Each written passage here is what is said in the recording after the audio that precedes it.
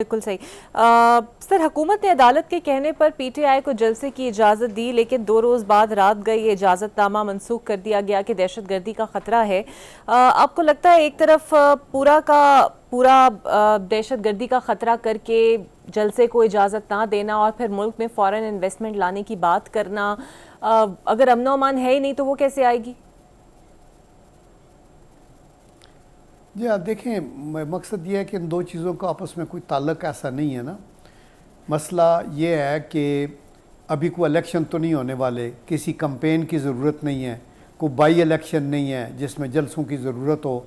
और अगर ख़तरात मौजूद रहते हैं दहशत गर्दी के, तो हुकूमत का काम है लोगों को मतला करे कि भाई अभी मुहर्रम के दिनों के अंदर हमारे ख़तरात और बढ़ जाते हैं।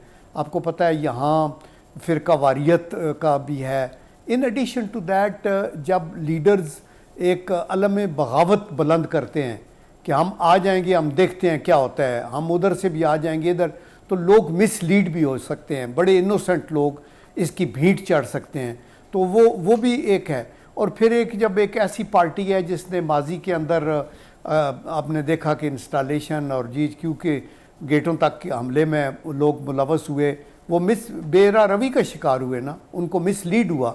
तो मकसद ये है कि ये कोई ऐसा मौका नहीं था। उसके बाद उनको इजाज़त होगी, जलसे भी करने की इजाज़त होगी, धरने की भी इजाज़त होगी, पहले भी मिलती रही है और वो एक आइनी हक़ है। लेकिन हुकूमत की भी ये रिस्पॉन्सिबिलिटी है कि लोगों की जानो माल की हिफाजत करे। And that is the reason कि मैं सुन रहा था डिप्टी कमिश्नर ने कहा कि भाई अभी हमें इसके ऊपर क्लियरेंस नहीं है और हम ये समझते हैं कि इसके अंदर प्रॉब्लम हो सकता है। तो ऐसी कौन सी एमरजेंसी है कि आपको ये करना है? तो तहरीक इंसाफ ने भी मेरे ख्याल में शुक्र किया है कि जी ये आर्डर मिल गए हैं, तो वो फौरी तौर पे उन्होंने वापस लिया और अच्छी बात है उन्होंने इस चीज़ को किया है। थ्रू आउट तो ऐसे नहीं हो सकेगा। तो अभी भी अगर आपको सियासत करनी है, आपने अपने मुतालबात देने हैं, तो पार्लियामेंट के फ्लोर्स मौजूद हैं, अपर हाउस है, आपका लोअर हाउस है, उसमें बैठ के अपनी सियासत करें, प्रेस कॉन्फ्रेंसेस कर सकते हैं।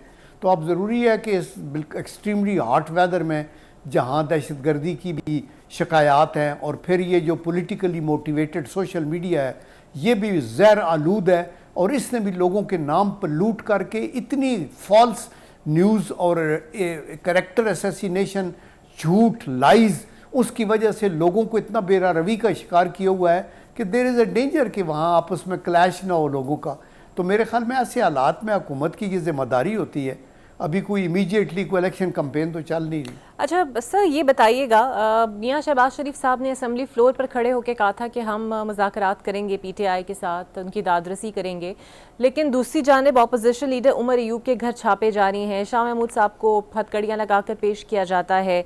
2 रोज़ कबल जलसा मनसूख कर दिया गया, लेकिन आप कह रहे हैं इतनी कोई इमरजेंसी इसकी नहीं थी।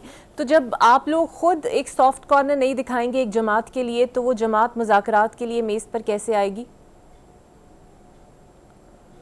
देखें, जमात का बैकग्राउंड आप अपने सामने रखें।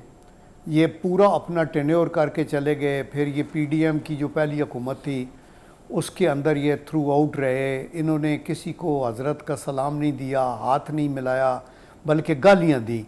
तो अभी तो प्राइम मिनिस्टर बनते ही शहबाज शरीफ साहब ने मफामत का हाथ मिसा के मफामत की बात की थी और अभी भी कर रहे हैं। अभी जहाँ तक केसेस का ताल्लुक है वो चल रहे हैं और उसके अंदर हुकूमत का अपना तो कोई रोल नहीं है ना। जब एक बंदा अरेस्ट हो जाता है तो फिर अदालत है और जेलें हैं और उसके हकूक़ हैं और आइन है, कानून है, उसके मुताबिक चल रहा है।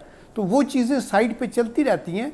हुकूमत बिल्कुल रेडी है। पार्टी ने, मैं रिपीटेडली सुन रहा था, मुख्तलिफ लीडर्स ने भी कहा कि जी हम बिल्कुल बैठ के बात करना चाहते हैं, ये अपनी टीम तैयार करें और वो बैठ के तो फिर ये मुतालबात कुछ अगर इनके हैं तो वो रखें, लेकिन वही मुतालबात रखें जो हुकूमत के बस की बात है।